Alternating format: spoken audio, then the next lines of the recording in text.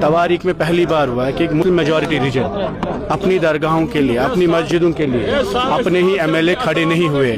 और अनफॉर्चुनेटली जहां वेस्ट बंगाल, कर्नाटका, तमिलनाडु जैसे स्टेट्स मुसलमानों के लिए खड़े हुए, एक Muslim majority region, Muslim majority assembly, और जहां मुसलमान चीफ मिनिस्टर थे, वहां हम भी उस एमएलए थे।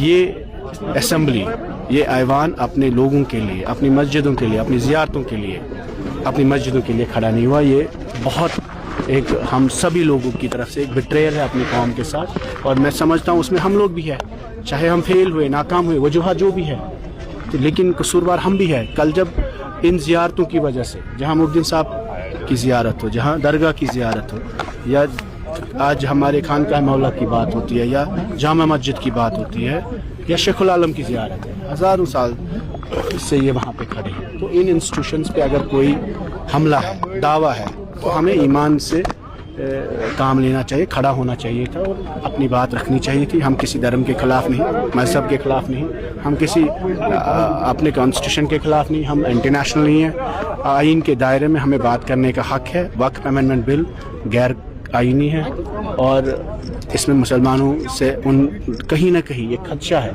कि हमसे हमारी मस्जिद ज़ियारतें छीनी जा रही है।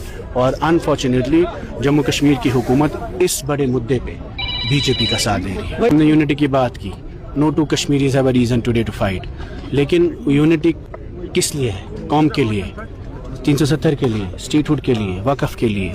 अगर वो मुद्दा ही नहीं है, अगर अमर सिंह दुल्लत साहब रॉ के चीफ रहे, कश्मीर को कीनली फॉलो करते हैं, फारूक साहब के दोस्त है, घर में रहते हैं, सबसे ज़्यादा क्लोजली दोस्त है, जो उनके लिए किताब लिखे, हमारे लिए तो नहीं लिखी, तो गर्ज जो उन्होंने कहा, ये कहीं ना कहीं इसमें बहुत सनसनीखेज खुलासा है कि 5 अगस्त 2019 से पहले, एब्रोगेशन से पहले, फारूक साहब अगर प्राइवेटली बीजेपी को मदद कर रहे थे तो वो बहुत गलत है, उनको कौम से माफ़ी मांगनी चाहिए।